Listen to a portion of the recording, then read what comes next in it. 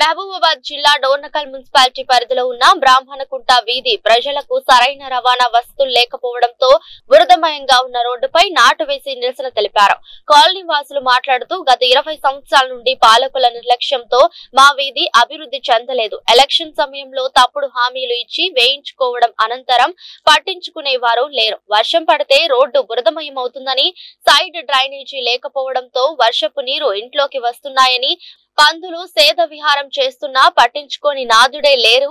పాములు, తేళ్లు, విషపూరితమైన క్రిమి కీటకాలతో బిక్కుబిక్కున బతుకుతున్నామని దయచేసి ఇప్పటికైనా స్థానిక ఎమ్మెల్యే రెడ్డి నాయక్, జిల్లా కలెక్టర్ శశాంక్ చొరవ తీసుకుని రోడ్డు సైడ్ డ్రైనేజీ కాల్వలు, వీధి దీపాలు ఏర్పాటు చేయాలని వేడుకున్నారు.